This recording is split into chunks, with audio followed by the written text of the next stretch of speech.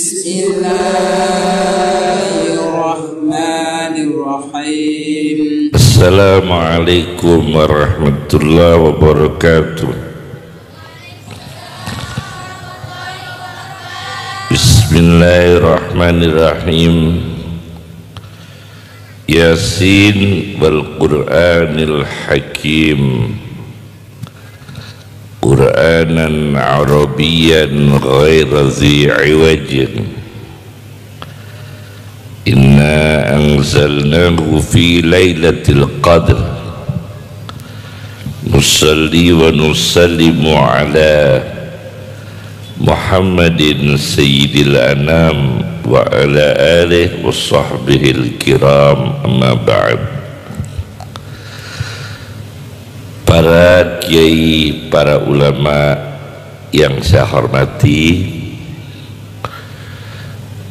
para asatidah, sehat semua ya Bu ya, Mbak ya, sehat semua, berkah keluarganya, anak-anaknya, cucunya, bekerjanya, usahanya, belajarnya, barokah semua, fid-dini wad dunya wal akhirah.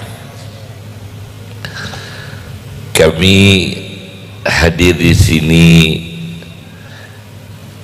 ya untuk bertabarruk, mencari berkah. Al-Quran itu disebut di dalam Al-Quran sendiri dengan berbagai sebutan. Satu, Al-Quran disebut pusat hikmah. Yasin wal Qur'anil Hakim. Al-Quran itu sumber hikmah. Hikmah di dunia, hikmah di akhirat. Misalnya hikmah di dunia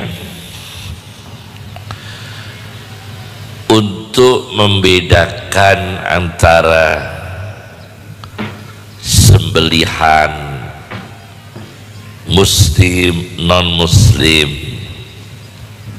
dibacakan Bismillahirrahmanirrahim. Untuk sembelihan yang kita sembelih itu berkah secara zat, yakni dagingnya,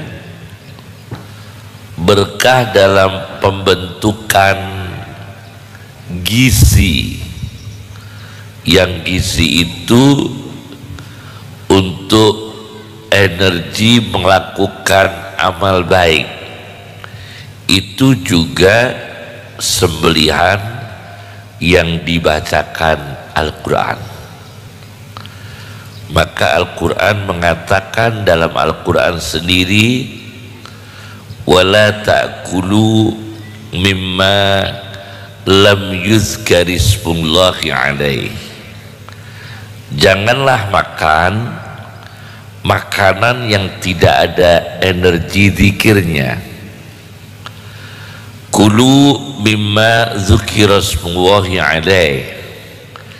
Makanlah makanan yang makanan itu ada energi zikirnya, ada bacaan basmalahnya, ada bacaan Al-Qur'annya. Karena nanti makanan itu membentuk gizi, gizi itu membawa semangat, menggerakkan motoriknya, kemudian organ-organ bergerak pada perilaku yang baik. Karena makanan itu dibacakan zikir kepada Allah, maka akan melahirkan perilaku yang baik. Ini hikmah di dunia. Kemudian Al-Quran pusat hikmah di akhirat. Besok kalau bangkit dari kubur ya, maka Al-Quran itu akan menemui orang-orang yang rajin membacanya.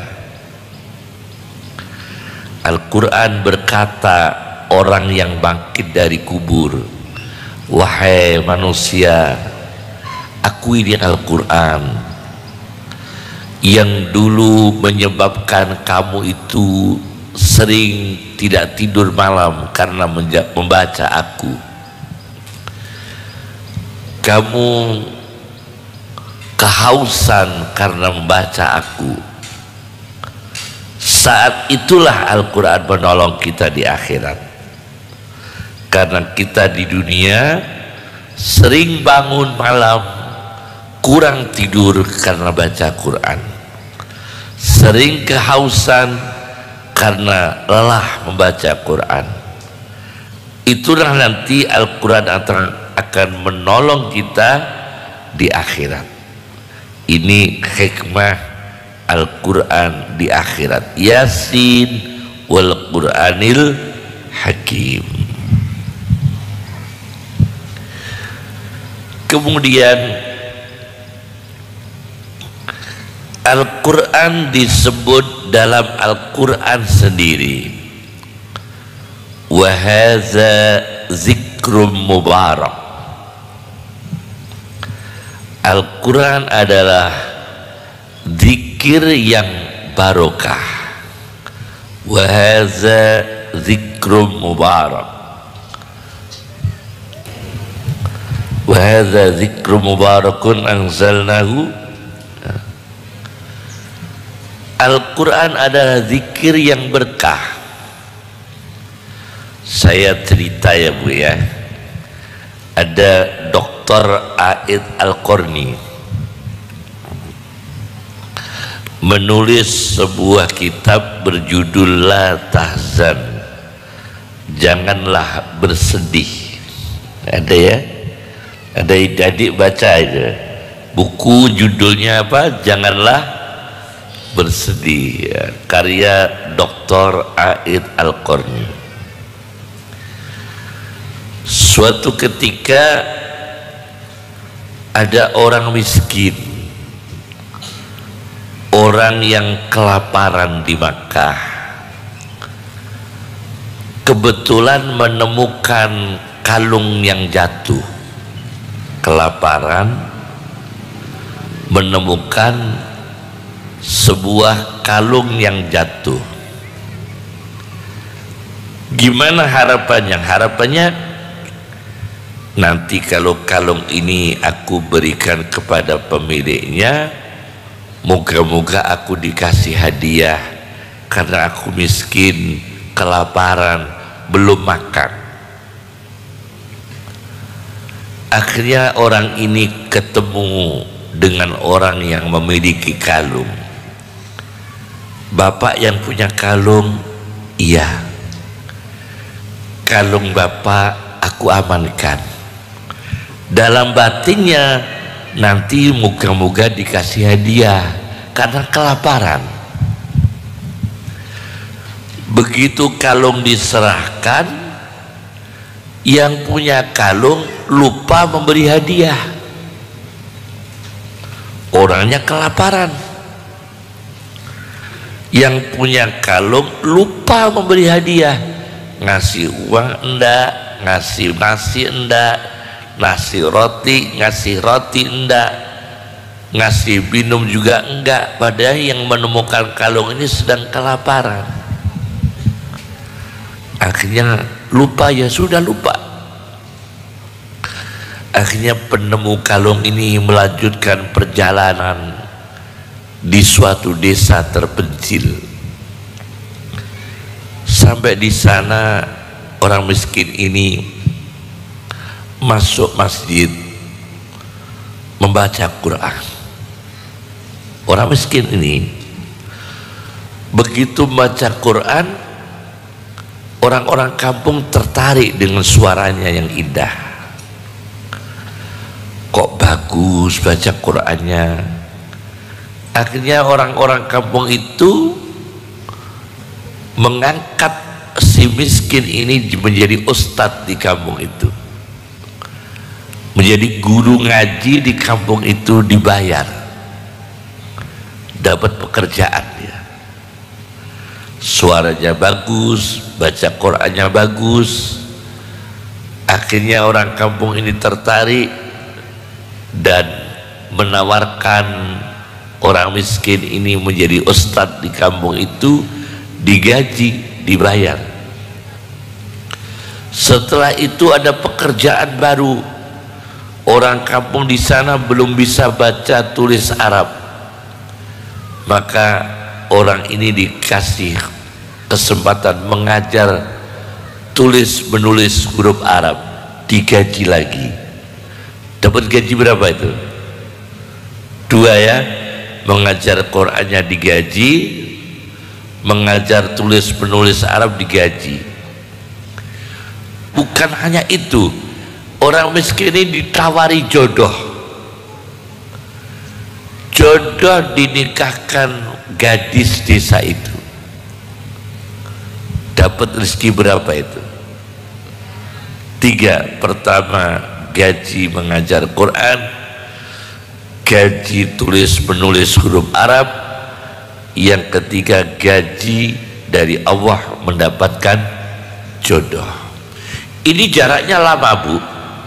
Antara peristiwa menemukan kalung dengan peristiwa ini jaraknya lama. Begitu ketemu jodoh, dia kaget, loh, perempuan ini yang menjadi istri saya kok bawa kalung yang dulu saya temukan. Aneh. Loh, kok aneh ya? Ini perempuan sekarang menjadi istri saya kok pakai kalung yang dulu pernah aku temukan kalung ini. Akhirnya ditanya istrinya, "Dek, kamu punya kalung dari siapa?" "Ini kalung ayah saya, ada sejarah. Ayah saya pernah kehilangan kalung, ditemukan oleh seseorang. Ayah saya lupa mengasih hadiah.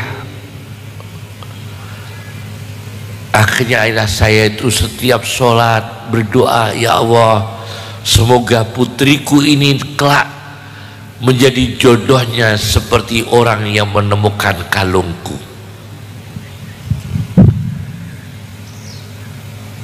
Putrinya itu masih kecil, didoakan ayahnya, ya Allah, suatu saat putriku ini nikah, jodohkan seperti orang yang menemukan kalungku yang aku lupa memberi hadiah. Kata suaminya, itu saya yang menemukan. Itu saya dulu yang menemukan saya, yang kelaparan saya, yang gak dikasih hadiah saya. Subhanallah, ini Al-Quran, wa hadza dzikrun mubarak. Ini Al-Quran membawa barokah. Jadi jangan takut orang sulit rezeki dengan Al-Quran. Yang penting Al-Qurannya jangan dijual belikan duniawi ya, tapi akan diberkahi oleh Allah. Al-Quran membawa berkah, kerja berkah, usaha berkah. Jadi rezeki-rezeki itu, saya pernah ada orang Demak. Nah, di daerah saya itu ada warung siput khusus ikan laut. Yang punya warung orang Demak. Judul warungnya Al-Quran, namanya Lahman Toria. Judul warungnya apa? Lahman Toria. ikan laut yang segar. Judul warungnya Lahman Toria. Saya lihat, menunya ini menu ikan laut, yang punya warung orang Demak. Demaknya Moro Margolindo namanya. Daerah Moro Margolindo itu pusat ikan. Ya, TPI ya, tempat pelelangan ikan di daerah Demak. Itu ada yang punya warung namanya Haji Bisron, dikasih nama Al-Quran, namanya Warung Lahman Toria, daging segar. Berkah sekali. Kemudian Al-Quran, bicara tentang Al-Quran sendiri. Pertama, penuh hikmah. Kedua, penuh berkah. Yang ketiga, Al-Quran bicara tentang Al-Quran sendiri,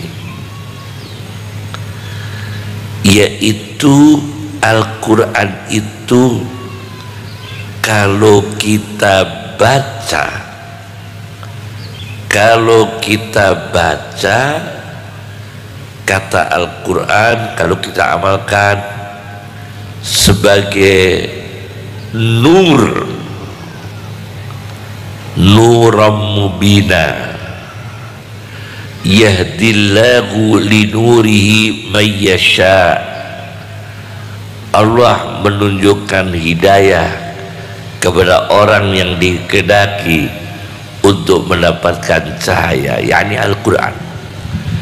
Al-Quran sebagai cahaya, nuran mubina, yahdillahu linurihi may yasha. Bagaimana Al-Quran sebagai cahaya? Kita tahu bahwa di dunia ini kota yang, mohon maaf, yang tempat turunnya Al-Quran hanya 2 kota, yakni Makkah dan Madinah. Tidak diturunkan di kota, mohon maaf, yang lain. Maka Al-Quran hanya disebut Makkiyah dan Madaniyah. Diturunkan sebelum hijrah disebut Quran pasca Makkah, namanya Makkiyah. Diturunkan sesudah hijrah disebut Quran pasca Madinah, disebut Madaniyah. Itu sudah simpel ya. Ciri khasnya ayat-ayat tentang munafik itu tidak Makkiyah, semua sesudah hijrah. Harus tahu gitu ya. Peta Al-Quran. Jadi ayat tentang hipokrit, orang hidup munafik, pendusta, pembohong. Kemudian kalau Pak Polisi tahu istilah clandestin, gerakan bawah tanah yang merongrong politik Rasulullah, merongrong persatuan umat Islam, yang kejahatan-kejahatan politik terencana itu di Madinah semua. Kalau paganisme Makkah, kalau munafik Madinah. Maka ayat-ayat tentang munafik itu turun setelah hijrah, tidak sebelum hijrah. Berarti ketika sudah ada kota, karena turunnya setelah hijrah di Madinah. Madinah itu di Al-Quran disebut Yasrib, min ahli Yasriba. Yasrib itu mencela. Sedangkan Makkah disebut Ummal Qura, induknya kampung. Ditungzira Ummal Qura wa man haulaha. Ada ya, Ummal Qura wa man haulaha. Beda ini.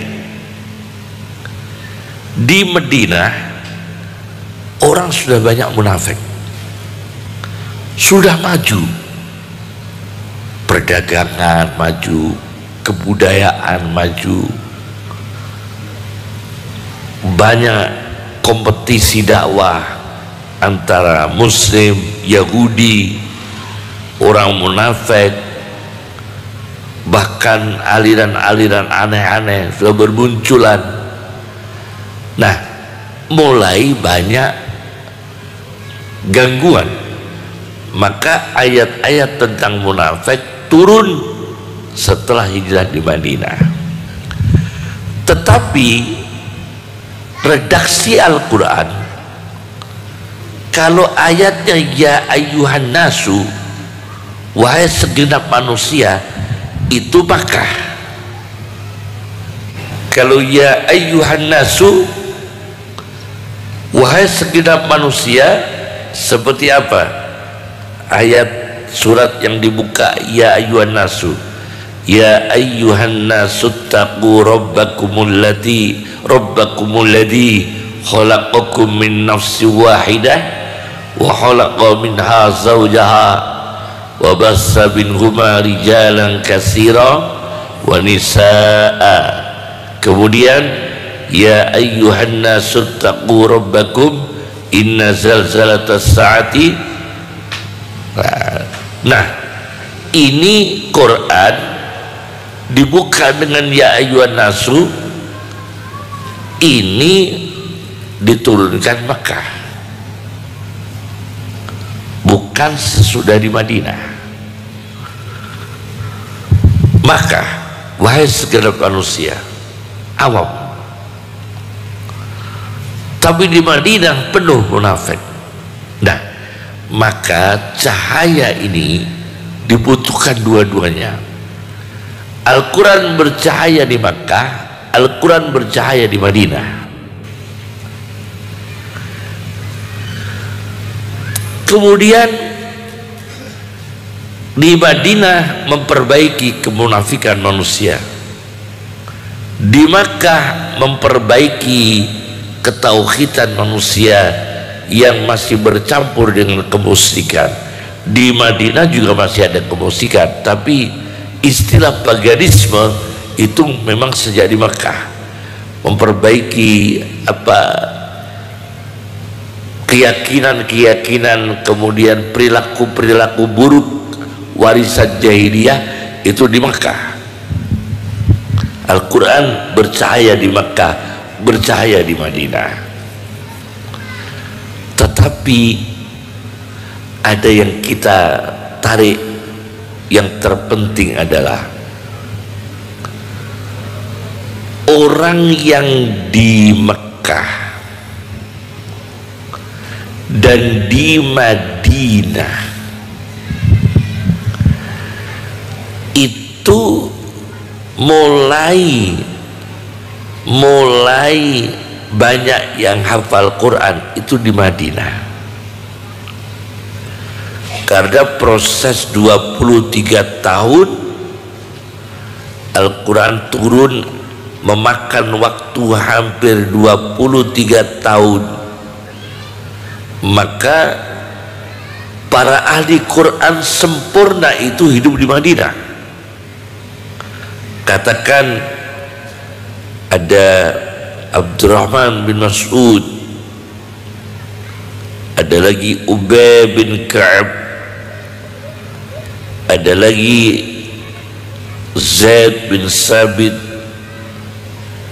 ada lagi Abdullah bin Abbas. Itu sudah berada di Madinah, ahli Quran.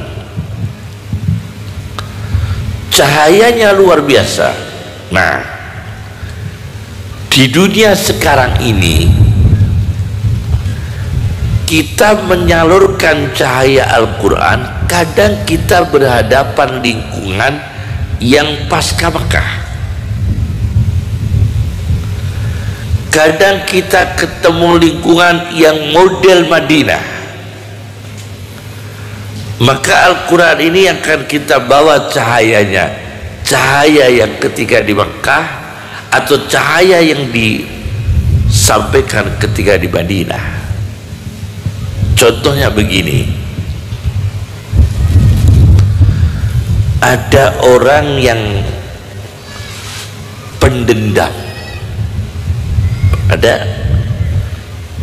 kita punya rasa dendam enggak dengan orang? Ada yang punya dendam dengan saudara, dengan ipar, atau dengan mertua? Enggak ya? Enggak ada dendam? Alhamdulillah enggak ada dendam. Kira-kira ibu dapat warisan paling sedikit, dendam enggak? Yang lainnya dikasih warisan, ibu enggak sendiri, dendam enggak?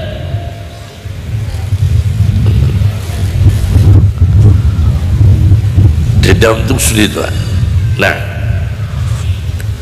ternyata penyakit yang paling disebut Al-Quran, yang paling lama di dunia, dan penyakit itu masih ada di akhirat, itu cuma dendam.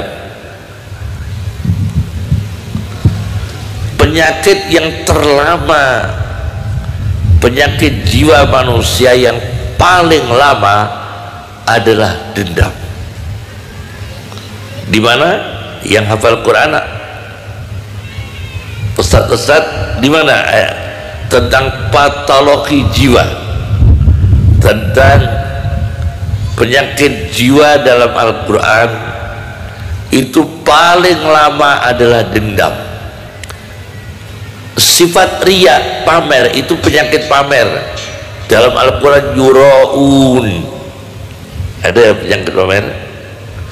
Penyakit malas dalam Al-Quran, wa idza qamu ila sholati qamu kusala. Kusala itu pemalas. Penyakit kikir, wa may yabkhal fa inna ma yabkhalu an nafsi, kikir. Penyakit keras kepala, walau kunta faddan ghalidal qalbi, keras hati, kasar. Tapi itu di dunia. Kalau sudah mati nggak ada. Kemudian penyakit pamer, penyakit bakhil, itu di dunia. Kalau setelah mati nggak ada penyakit itu. Tapi satu penyakit ini masih ada, yaitu dendam. Maka ketika orang itu dendamnya hilang, itu sudah masuk surga. Jadi ketika bangkit dari kubur, dendam itu masih. Ketika disidang oleh Allah, dendam masih, tuntut menuntut. Ketika meniti di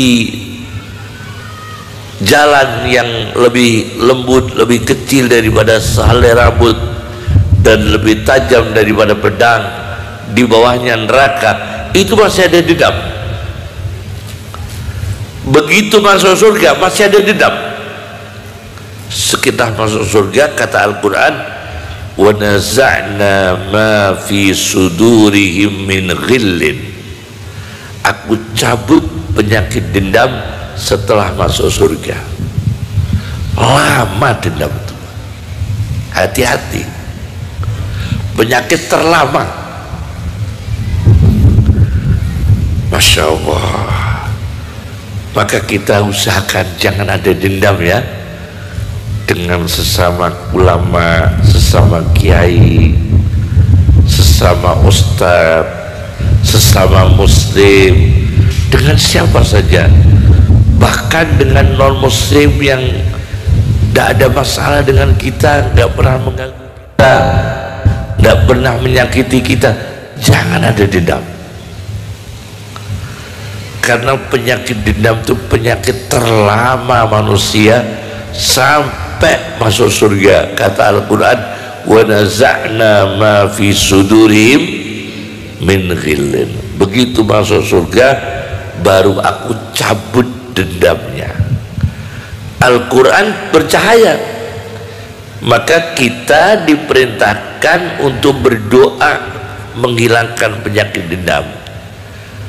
Rabbana ighfir lana wa li ikhwanina alladhina sabaquna bil iman wa la taj'al fi qulubina ghillan lil ladina amanu. Ya Allah, dan jangan jadikan dalam hati kami itu dendam terhadap sesama orang beriman. Semoga kita bersih hatinya ya, tidak ada dendam. Paling enak, coba saya tanya, makan sate ingat musuh dengan makan jangan asem keadaan tenang, enak mana itu? Makan sate gulai tapi lagi ingat musuh, dengan makan sayur asem tidak ada isinya, cuma kuah-kuah aja, tapi keadaan senang dengan orang, keadaan bahagia, enak mana itu?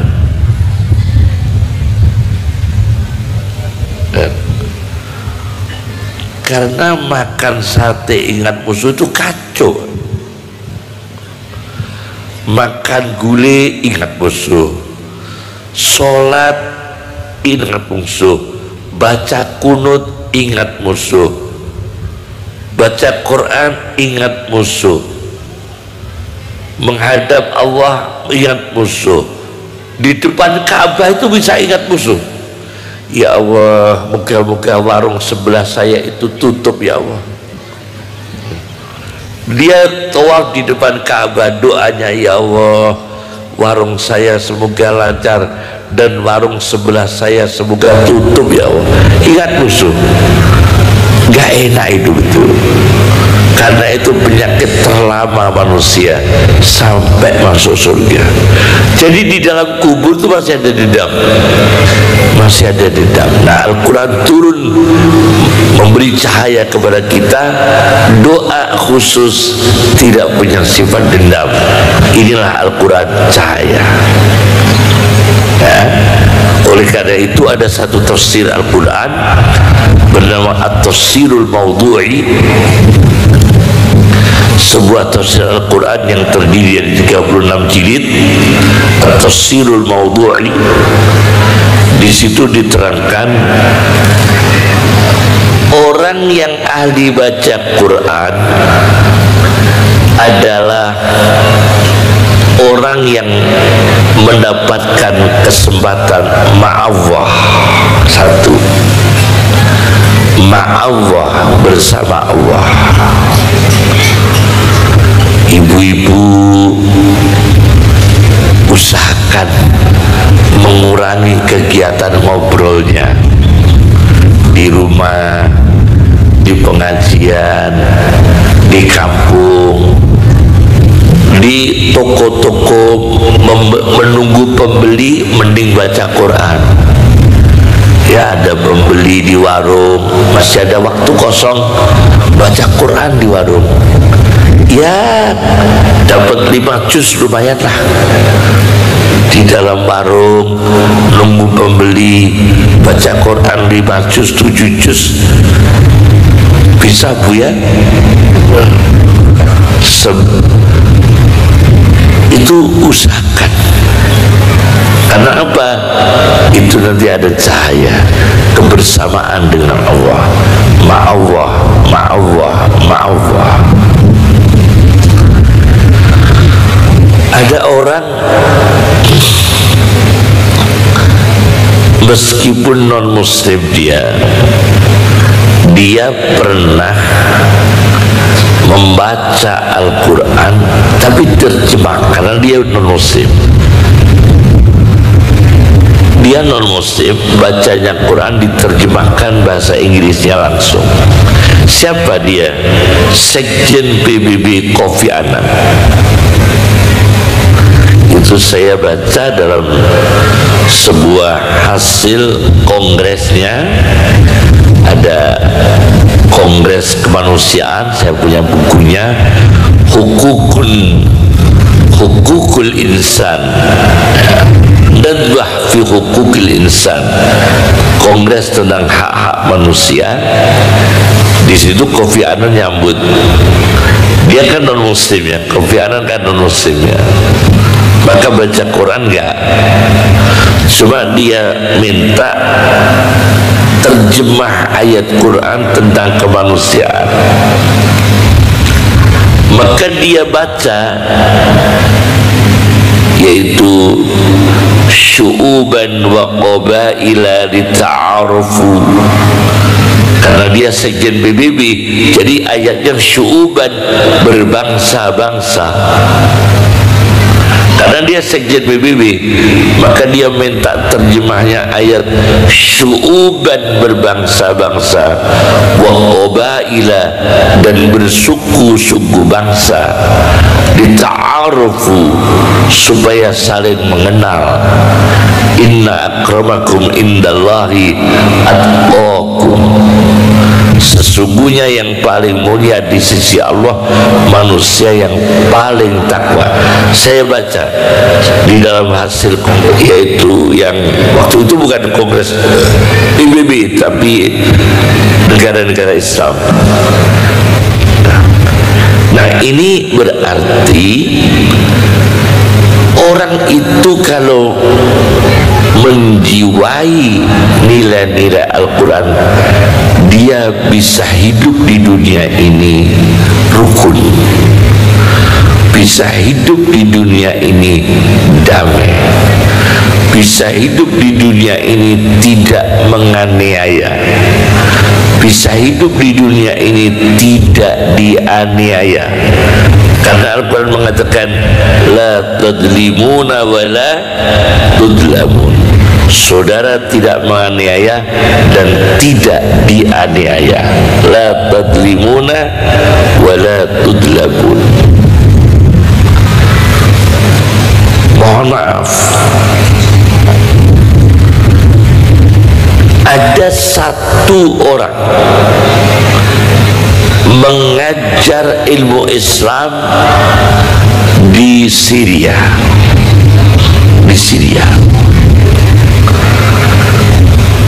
selama tidak kurang 30 tahun. Ulama di Syria mengajar Islam, tetapi orang ini kalau buang hajat di toiletnya dibuka dan auratnya kelihatan. Aneh kan? Dia mengajar Islam di sebuah masjid di Syria, tapi kalau dia kencing atau beol dibuka auratnya, pintunya dibuka. Ternyata ini adalah agen Israel mengajar ilmu Islam di Syria. Itu pernah terjadi. Ternyata adalah agen Israel. Tulis oleh Syekh Rajab Dib, Profesor Syekh Rajab Dib, seorang mursyid tariqah, di dalam tafsirnya At-Tafsir Ar-Rahim. Tafsir Ar-Rahim itu karya Syekh Rajab Dib. Ada agen Israel jadi ulama sampai mengajar ilmu-ilmu Islam, tapi ketahuan itu orang curiga. Kenapa kalau di toilet kalau dibuka auratnya kelihatan, kencing kelihatan, auratnya kelihatan? Ini kalau ulama nggak mungkin ini. Tapi dia mengajar ilmu Islam sekitar 30 tahun. Ternyata dia agen Yahudi Israel. Itu terjadi, Pak. Jadi orang yang ahli Quran ini, ya, khususnya kita umat Islam harus memahami Al-Quran. Al-Quran bersama Allah, kita bersama Allah dengan Al-Quran. Allah mempunyai makhluk yang berbeda-beda. Ada yang suka Quran, ada yang membenci Quran. Saya baca lagi di sebuah kitab Auladuna Kaifa Yahfaduna Al-Quran. Auladuna Kaifa Yahfaduna Al-Quran itu di Nigeria. Mohon maaf, ada pemimpin agama lain ingin membakar Al-Quran dengan bensin. Pemimpin agama lain, saya nggak menyebutkan agamanya ya. Peristiwa ini di Nigeria, bukan di Indonesia. Pemimpin agama lain saking bencinya dengan Al-Quran, Al-Quran itu dilemparkan, disiram dengan apa? Bensin. Begitu api menyala, bukan membakar Qurannya, membakar tangan orang ini. Dia tokoh agama, agama lain, tangannya terbakar. Akhirnya dia taubat. Dia taubat. Gara-gara aku akan membakar Quran dengan bensin, apinya bukan kena Qurannya, malah kena saya sendiri. Dia akhirnya bertobat, masuk Islam. Setelah masuk Islam diikuti 200 tokoh agama mereka ikut masuk Islam. Itu di Nigeria. Dia masuk Islam, kemudian 200 tokoh agama dari agama mereka ikut masuk Islam. Ini Al-Quran mujizatnya. Terjadi Pak, di negara di Nigeria. Jadi memang mujizat luar biasa. Inilah yang saya sampaikan sebagai pengantar ceramah saya. Saya belum ceramah, baru pembukaan.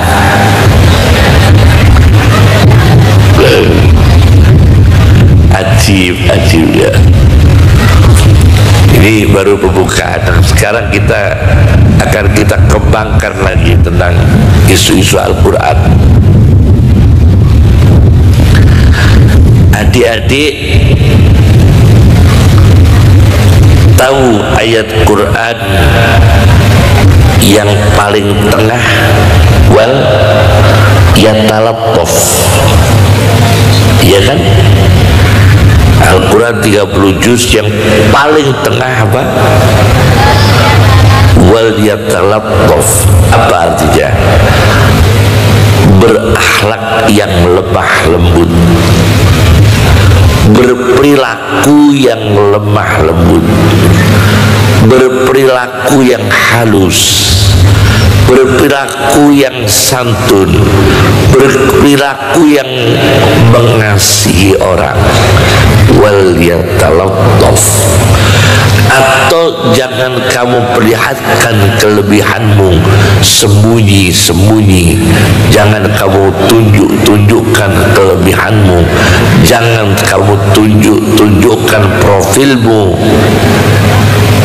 Jangan suka memviralkan diri. Nanti kita akan kena penyakit riya. Dan penyakit riya ini akan mengurangi keberkahan kita. Kadang-kadang ada orang baca Quran di shooting sendiri, diviralkan sendiri. Jangan ya. Baca Qurannya merdu, di shooting sendiri, diviralkan sendiri. Ada enggak itu? Jangan. Wal yatalattaf wala yushiranna bikum ada. Jangan kamu ngertikan ke orang lain. Wala yushiranna bikum ahada. Sembunyi-sembunyi. Kadang-kadang orang itu aneh-aneh. Dapat pinjaman hutang, itu hutangnya itu diviralkan, uangnya ditata, kemudian diviralkan. Alhamdulillah dapat pinjaman. Loh, dapat pinjaman kok diviralkan? Aneh enggak itu? Jangan. Ada orang yang seneng dapat besan orang kaya. Dia pulang dari lamaran ke rumahnya orang kaya, calon besan, posting semua, rumahnya, mobilnya, calon besan saya, mobilnya sekian, rumahnya sekian, umroh sekian kali, rumahnya mewah, ditunjuk-tunjukkan. Saking senengnya akan punya besan kaya raya, akhirnya batal pernikahannya, atau menikah di tengah jalan tidak diberkahi Allah. Karena apa? Ini tidak sesuai dengan waliyatalattaf wala yushiranna bikum ahada. Itu persis Al-Quran di tengah-tengah. Kalau bisa apa-apa yang lutfi. Lutfi itu sembunyi-sembunyi, halus, kasih sayang, nggak pamer-pamer, nggak nunjuk-nunjukkan. Itu waliyatalattaf wala yushiranna bikum ahada. Kemudian surat apa yang dibuka dengan inna?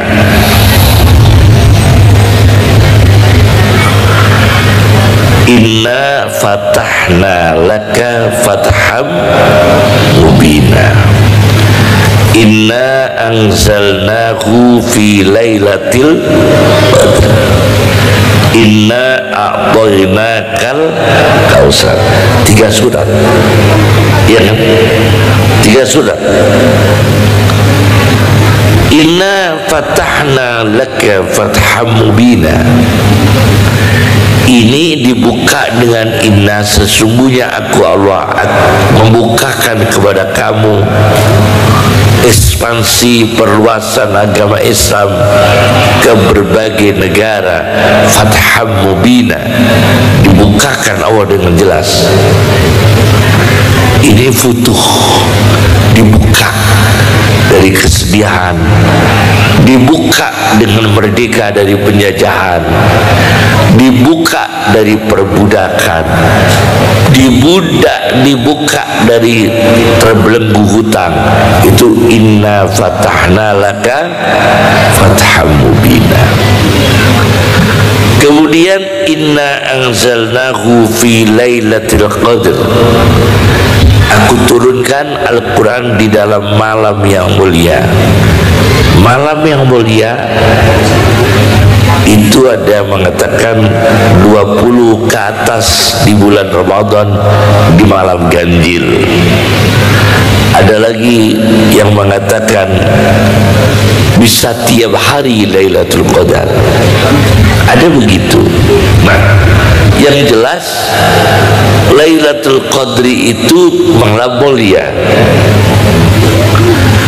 Di malam itu ibu bertengkar dengan besan, ibu bertengkar dengan mantu, bukan Lailatul Qadar itu. Di malam itu kita silaturahmi, Lailatul Qadar. Di malam itu kita bersedekah dengan ikhlas, Lailatul Qadar. Di malam itu kita beristighfar, menangis di hadapan Allah Lailatul Qadar. Di malam itu kita tahajud tengah malam, menyesali kesalahan kita Lailatul Qadar. Di malam itu kita mendoakan saudara-saudara kita yang teraniaya, tertindas Lailatul Qadar. Di malam itu kita minta pekerjaan kita ini berkah Lailatul Qadar, karena itu malam mulia. Kemudian inna a'tainakal kausar. Al-kausar adalah al-khairul katsir, kebaikan yang banyak. Jadi 3 surat ya. Inna fatahna laka fatham mubina, inna anzalnahu fi lailatul qadr. Kemudian apa? Inna a'tainakal kausar. Al-Quran. Udah ya. Kemudian saya tanya lagi, apa ayat Al-Quran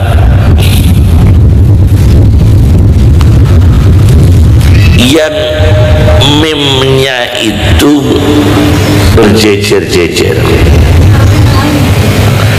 Wa ala ummamim mimman ma'ak, ya, wa ala ummamim mimman ma'ak. Itu mimnya banyak ya, berjejer-jejer ya. Ajib, itu keindahan Al-Quran. Umat-umat yang bersamamu, berarti umat yang baik adalah bersama Rasulullah SAW. Umat yang kurang baik adalah umat yang umat-umatan, yang umat-umatan.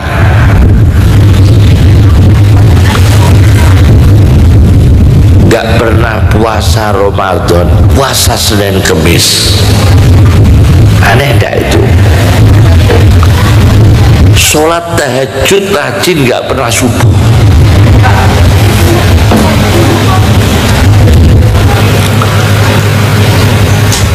Jadi umat-umatan itu paling sulit.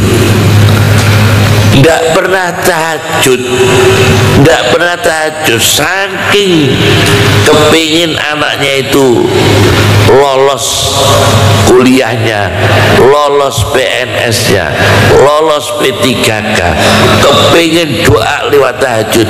Tahajud jam 7 pagi. Sholat tahajudnya jam berapa? Jam 7 pagi, karena nggak pernah tahajud. Ada lagi nggak pernah ke masjid, berhari-hari ini sholat jamaah terus di masjid. Karena apa? Motornya baru, maka ke masjid terus. Karena motornya sudah lama, sudah nggak pernah kelihatan di masjid. Kalau baru ke masjid lagi, nah, aneh ini orang. Ini namanya umat-umatan. Namanya apa? Umat-umatan. Masya Allah. Jangan ya, kita jangan. Ini wa ala umamim mimman ma'ak. Kemudian ada lagi huruf yang huruf sama ketemu dalam satu kata. 2 huruf sama bertemu dalam satu kata. Apa? 2 huruf sama. Fa idza qadaitum manasikakum, manasikakum, ibadah-ibadahmu, ka dan ka, ya, 2 huruf sama dalam satu kata, manasikakum. 2 kata sama dalam satu ayat, dakka, 2 lafaz sama dalam satu ayat. Idza dukkatil ardu teka. Hayhata hayhata lima tu'adu. Hayhata hayhata lima tu'adu. Dua kata sama dalam satu ayat, ada dua huruf sama dalam satu lafaz. Biasanya kan dihitung. Kemudian naik lagi. Ini ilmu Al-Quran. Ada Al-Quran yang satu ayat 3 perintah 3 larangan. Innallaha ya'muru bil 'adli wal ihsan wa ita'i dzil qurba wa yanha 'anil fahsya'i wal munkari wal baghi. Satu ayat 3 perintah 3 larangan. Satu ayat 2 perintah, khuzil afwa wa'mur bil urfi. Kemudian larangannya wa'arid 'anil jahilin. Satu larangan. 2 perintah 1 larangan. 3 perintah 3 larangan. Dan dihitung semua. Itu dulu ketika saya ngaji Quran gitu, sama ayah saya disuruh hitung-hitung. Hafalnya itu sulit, sampai lama ya hafalnya ya, sampai lama. Jadi saya dulu ngaji sama ayah saya Al-Quran itu dikasih tahu harus dihitung ya. Maka terasa eksak Quran dia. Quran itu kalamullah, bukan bentuk sastra Arab, maksudnya bukan bentuk syair Arab, tapi terasa eksak ya. Kemudian Al-Quran membahas lagi satu surat penutup dan terakhir keadaan yang berlawanan. Mana? Satu surat penutup dan terakhir, hampir terakhir keadaan berlawanan. Itu di surat Al-Mu'minun. Surat Al-Mu'minun itu depannya juz 18. Qad aflahal mu'minun. Sungguh beruntung orang yang beriman. Terakhir surat sebelum ditutup, la yuflihul kafirun. La yuflihu itu kebalikannya aflaha, depannya aflaha beruntung, menjelang akhir la yuflihu tidak beruntung. Depannya al-mu'minun orang beriman, penutupannya menjelang akhir al-kafirun orang kafir. Satu surat 2 keadaan, awal dan akhir, menjelang akhir berlawanan. Itu dihitung semua. Kemudian dulu saya pernah diajari itu menghitung jumlah huruf ya, menghitung jumlah huruf, menghitung jumlah titik. Sering saya sampaikan, kalau titik dalam Al-Quran berapa adik-adik? Titik dalam Al-Quran, titiknya saja itu dihitung oleh dalam satu kitab ulumul Quran namanya Fununul Afnan fi Ulumil Quran karya Ibnu Jauzi. Itu titiknya Al-Quran mencapai 1.025.000 lebih 30 titik. Berapa? 1.025.000 lebih 30 titik. Nanti dihitung lagi ya. Itu titik dalam Al-Quran ya. 1.025.000 lebih 30 titik. Nah, titik yang pertama dalam Al-Quran adalah Bismillahirrahmanirrahim, dengan menyebut nama Allah. Itu titik pertama, ba. Titik ba ada titik pertama dalam Al-Quran. Dari 1.025.000 lebih 30 titik. Titik yang pertama adalah Bismillahirrahmanirrahim. Bismillahirrahmanirrahim. Maka apa-apa pakai bismillah ya. Kenapa sepak bola kita selalu kalah? Karena kurang baca insya Allah. Kalau ditanya bagaimana Indonesia, pasti menang. Lah ini pasti menang, tidak pernah insya Allah menang ya. Jangan bilang pasti, insya Allah. Kita punya Allah, insya Allah nanti diberkahi oleh Allah. Jangan bilang pasti menang, belum tentu menang, kita nggak tahu takdirnya nanti. Tapi insya Allah. Punya cita-cita, insya Allah. Mau kerja apa, insya Allah. Mau keinginan apa, insya Allah. Karena kita punya titik pertama, Bismillahirrahmanirrahim. Inilah yang bisa saya sampaikan. Semoga barokah. Terakhir dari kami ijazahkan doa Quran ya, doa Quran. Bisa direkam ya doanya. Doa hafal Quran, doa hafalannya bisa direkam ya.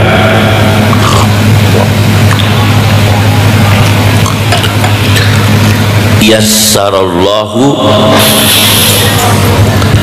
al-Qur'ana alayya wa a'anani ala tilawatihi wa qarraba li kulla ba'id. Yassarallahu, semoga Allah memudahkan. Yassarallahu al-Qur'ana alayya, Al-Quran atas kami, yakni semoga kita dimudahkan Allah Al-Quran, membaca, menghafal, menghayati, memahami, mengamalkan. Wa a'anani ala tilawatihi, dan semoga Allah memberikan pertolongan kepada kami, kita semua, untuk istiqomah, tidak terganggu membaca Quran. Wa qarraba li kulla ba'id, dan semoga Allah mendekatkan kepada kami apa yang jauh jadi dekat, apa yang sulit jadi mudah, apa yang selama ini nggak sembuh-sembuh menjadi sembuh, apa yang selama ini menjadi problem menjadi terurai, apa yang selama ini menjadi kesulitan menjadi kemudahan. Wa qarraba li kulla ba'id, dan semoga Allah mendekatkan kepada kami apa-apa yang jauh. Yassarallahu al-Qur'ana alayya wa a'anani ala tilawatihi wa qarraba li kulla ba'id. Ini saya ijazahkan ya, doa Quran ya, doa Quran dibaca ya. Kalau paling tidak habis subuh dibaca 6.000 kali. Berapa? 6.000 kali. Enggak, 7 kali, 3 kali ya, 3 kali, 7 kali ya. Masya Allah. Bersama Yassarallahu al-Qur'ana alayya wa a'anani ala tilawatihi wa qarraba li kulla ba'id. Semoga barokah. Wa ma'aqtina bil ilmi wa sayyidina bil hilmi wa aqimna bil taqwa wa jamilna bil afiyah.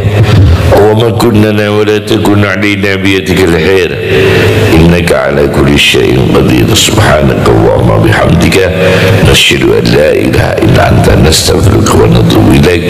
Wa akhiru da'wana alhamdulillahi rabbil alamin.